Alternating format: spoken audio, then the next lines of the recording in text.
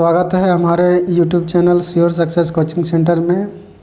कल आपको हमने विज्ञान से संबंधित क्लास 8वीं के विज्ञान से संबंधित सवालों के समाधान किए थे और आज हम विज्ञान इंग्लिश से संबंधित क्लास 8वीं के जो मॉडल प्रश्न प्रारूप हैं उसके बारे में बताने जा रहे हैं।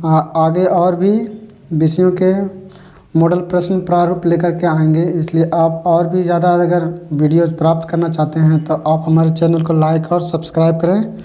धन्यवाद। चलिए अब 2021 के जो मॉडल प्रश्न प्रारूप है उसकी ओर चलते हैं। जो प्रत्येक क्वेश्चन जो इस बार 2.5 मार्क्स के पूछे जा रहे हैं उसके बारे में बताते हैं। प्रथम प्रश्न की ओर चलते हैं। Read the passage carefully and choose the correct option. इसमें जो पैसेज है प्रथम हमारा कि on the first day of school, विद्यालय के प्रथम दिन, each student has to stand up and tell the first 3 things. प्रत्येक बच्चे को खड़ा किया गया और 3 चीज़ें पूछी गई। हिज और हर नेम, लड़के का नाम और या लड़की का नाम।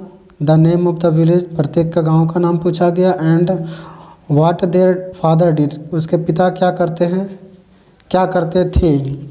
माय फादर इज़ रामू, मेरे पिता का नाम रामू है।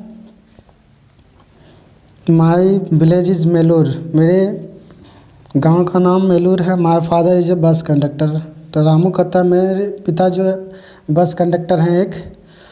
सेड द फर्स्ट चाइल्ड, पहले बच्चे ने कहा। Then went it was Kali's turn, तब काली की बारी आई। ही वाज सो प्राउड, वह बहुत ज़्यादा गर्वित था। That he was liked a balloon, बिल्कुल गर्वित था इस तरह जैसे बैलून हो। तो पहला सवाल है कि how many things the student had to tell on the first day of the school. बच्चे को पहले दिन स्कूल में कितनी चीज़ें पूछी गई, तो ये 3 चीज़ें पूछी गई थी, इसलिए 3 जो है इसका आंसर हो गया। Who belong to Melur village, who belonged to Melur village, कौन मेलूर गांव से संबंधित था, तो मेलूर गांव से रामू संबंध रखता था।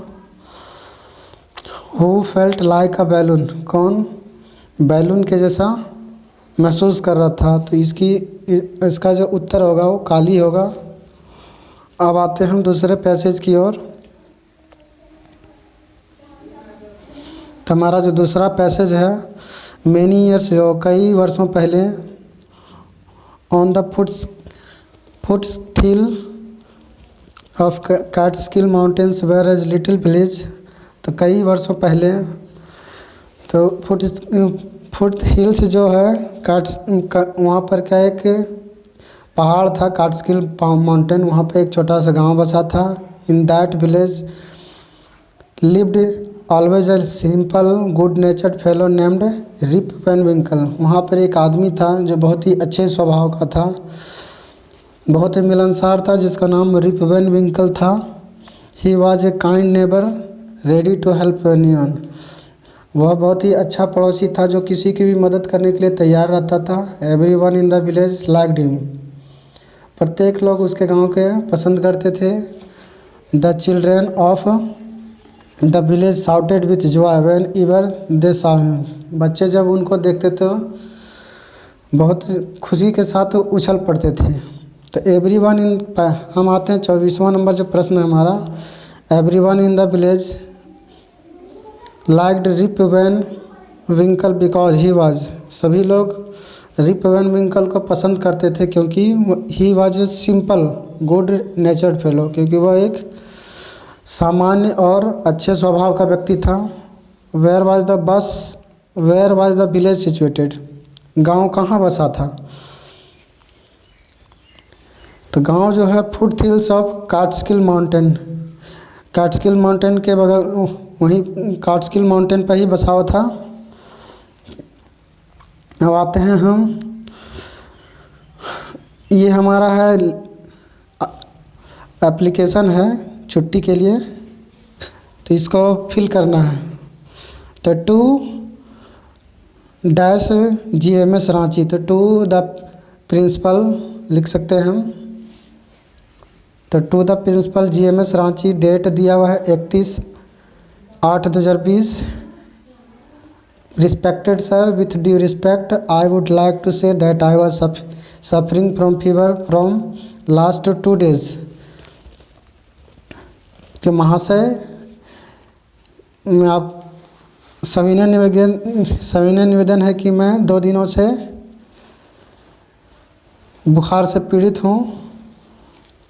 So I was unable to attend the school on 29th 8 2020 and 38 2020. इसलिए मैं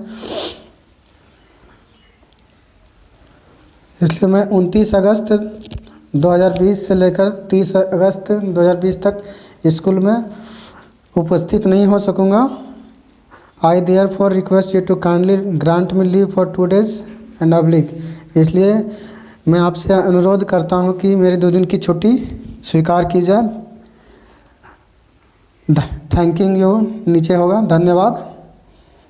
तो जो पहला है 2, उसके बाद जो भरा जगह, इसका जो आंसर होगा ये हो जाएगा टू द प्रिंसिपल हो जाएगा 3, और दूसरा जो भरा जाएगा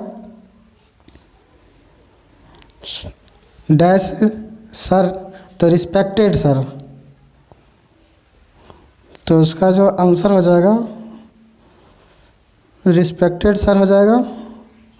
और अंतिम में जो 28 का जो है, तो नीचे धन्यवाद लिखा जाता है, धन्यवाद ज्ञापन किया जाता है, तो इसका हो जाएगा थैंक यू, ये थैंकिंग यू.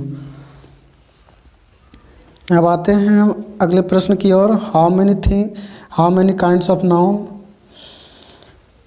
संज्ञा के कितने प्रकार हैं, या संज्ञा कितने प्रकार के होते हैं. संज्ञा 4 प्रकार के, संज्ञा 5 प्रकार के होते हैं. मॉडर्न इंग्लिश में 2 प्रकार के माने जाते हैं, 3 प्रकार के, तो लेकिन जब पुराने हैं उसमें हम 5 प्रकार के मानते हैं. उसमें होता है proper noun, common noun, collective noun, material noun और एब्स्ट्रैक्ट नाउन. अब आते हैं अगले प्रश्न की ओर.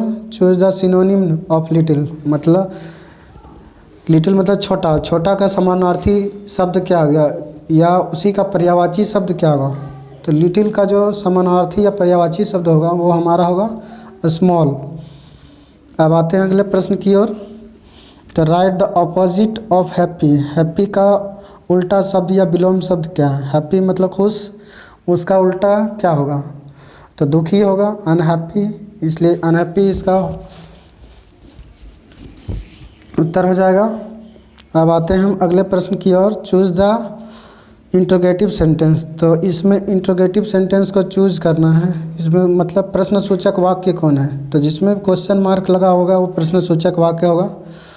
तो whose are, why are you crying, आप क्यों,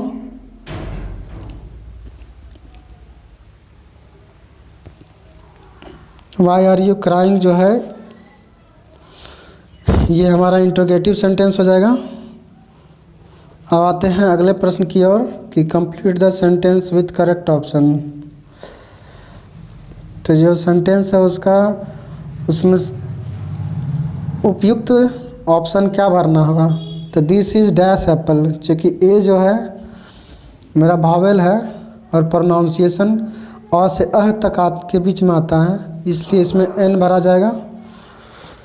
अब आते हैं हम अगले प्रश्न की ओर, जिसमें हमको चूज द करेक्ट ऑप्शन, मतलब ऑप्शन जो है उसको चूज करना है. The A bird had laid eggs dash the कॉर्निस, एक पक्षी ने अंडे दिए थे, छज्जे के ऊपर दिए थे, छज्जे के नीचे दिए थे, कि छज्जे के नज़दीक दिए थे.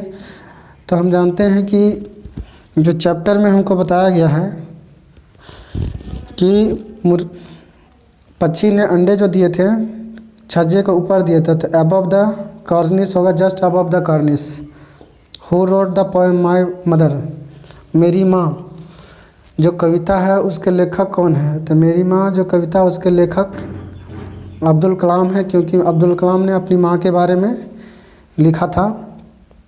इसमें which tribe did Kali belong to, Kali किस कबीले से संबंध रखता था.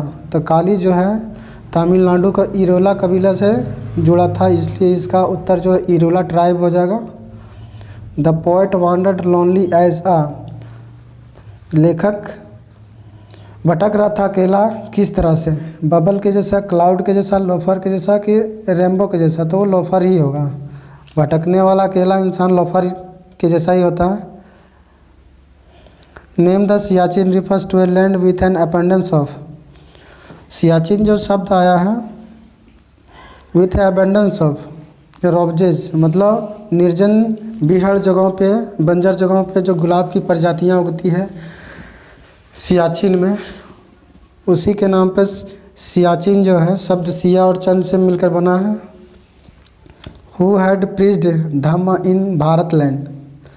भारत में धम्म या तो बुद्ध धर्म का प्रचार किसने किया था? तो बुद्ध धर्म, धम्म शब्द से ही हमको पता चल जाता है कि धम्म जो है सम्यक संस्कृति का हिस्सा है और यह भारत की सबसे पुरानी संस्कृति मानी जाती है। और बुद्ध धर्म जो है गौतम बुद्ध ने इसका प्रचार किया था और यह जो है भारत की सम्यक संस्कृति के साथ ही भारत की जो सबसे पुरानी सभ्यता मानी जाती है, इसलिए ये बुद्ध ही होगा। इसे हम लाइट ऑफ एशिया भी कहते हैं। Name the sacred river of India. आप चलिए अंतिम प्रश्न की ओर चलते हैं कि भारत का जो सबसे प्रसिद्ध, सबसे पवित्र नदी कौन है? नेम द सेक्रेड, सेक्रेड मतलब पवित्र। तो सबसे पवित्र नदी गंगा को मानी जाती है। तो इस प्रकार आज हमने इंग्लिश के समस्याओं का समाधान किया और अभी वीडियोज़ आगे आने वाले हैं या जो भी वीडियो आएंगे उससे संबंधित जानकारी प्राप्त करने के लिए आप हमारे वीडियोज़ को लाइक कीजिए और चैनल को सब्सक्राइब कीजिए और साथ ही साथ बेल आइकन की घंटी को प्रेस कीजिए। धन्यवाद।